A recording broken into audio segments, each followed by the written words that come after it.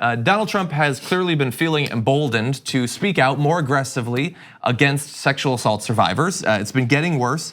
Man, imagine how he's going to be now that he knows he has the votes. But anyway, he tweeted this morning about some of the activists who've been speaking out against Kavanaugh. He said this: "The very rude elevator screamers are paid professionals only looking to make senators look bad. Don't fall for it. Also, look at all of the professionally made identical signs paid for by Soros and others. These are not signs made in the basement from love." Ew.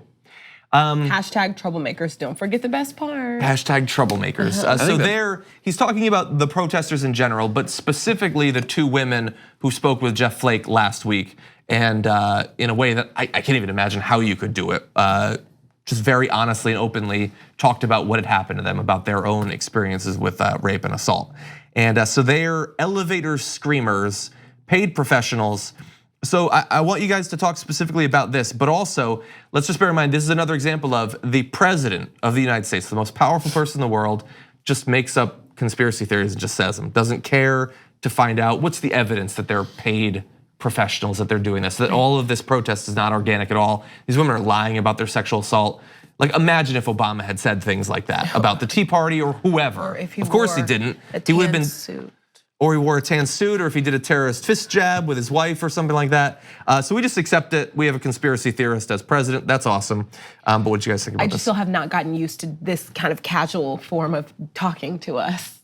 Like from the Oval Office, I just haven't gotten used to that. Still just even there, and not even getting into what he's saying. It's just looking at this message. I have not gotten used to that yet. There was the fireside chat, and this is like the fire sale chat. Like I would say the garbage fire chat. Garbage, yeah, the dumpster fire chat. The dumpster fire chat. The dumpster fireside chat. Okay, let's start that bit over. Back to one.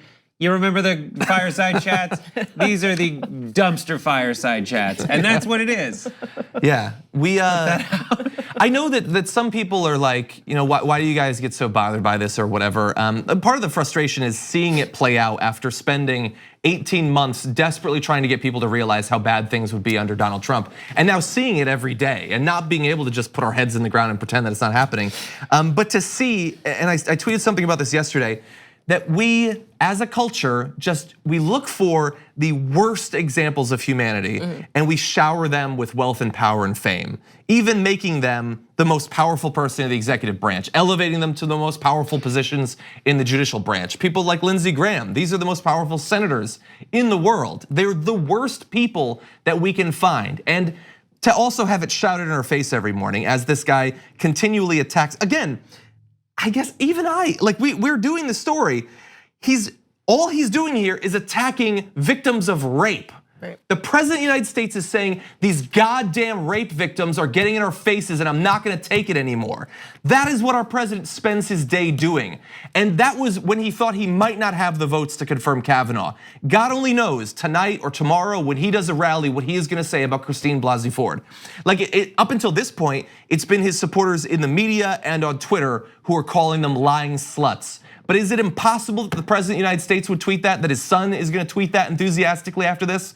Don't rule it out. Don't rule it out. Well, because kind of like everyone, almost like a large majority of what I've seen, they don't want you to be not supporting a sexual assault victim. So that's why everyone's sort of kind of turning like a different corner and manipulating the conversation into, well, I don't believe them. If they were real, they would be worth listening to. If she were telling the truth, she would be worth listening to, and then we could have a different discussion on Kavanaugh. If these two women were telling the truth, I would listen to them and then they would deserve my respect. But everything I'm doing is okay because they're bought and paid for. They're lying. Even Jeff Flake in that interview with The Atlantic said, he kind of like alluded to the idea that they were politically motivated. That and so it's all kind of like, no, listen, we're not bad people.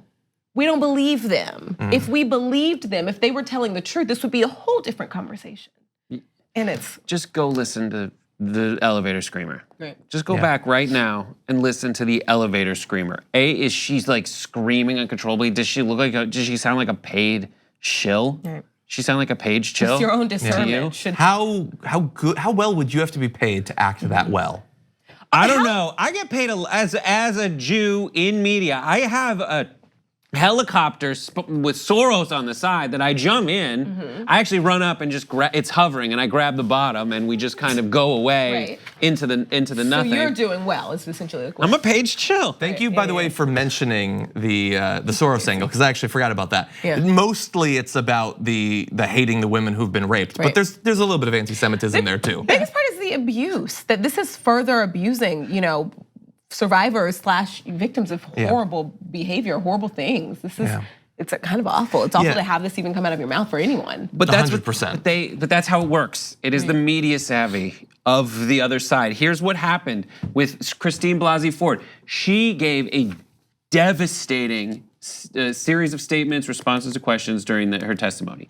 Devastating. But it wasn't as viral as like beer. I like beer. Do you like beer? I love beer. Do you get blackout drunk? Right, and so what happened in that case, in the case of Christine Blasey Ford, and in the case of these women who confronted Jeff Flake and gave both undeniably moving, of course they're serious, of course they're real statements.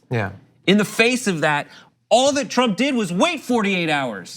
That's all he did. Totally. And was like, oh, Christine Blasey Ford, where was she? Blah, blah, blah. Where was she, upstairs or downstairs? She already said upstairs, you piece of crap. She said it so many times. So many times. He said, but he says, you're gonna listen to me now, rehash it, because it's been 48 hours. With the women who confronted Flake, oh, it's been 48 hours. Now they're elevator screamers paid for by Soros? Are you kidding me? And he's surrounded, of course, by people who are never going to disagree with him on literally anything. And but let's just briefly go back to the beginning of this national nightmare when he descended down that golden elevator.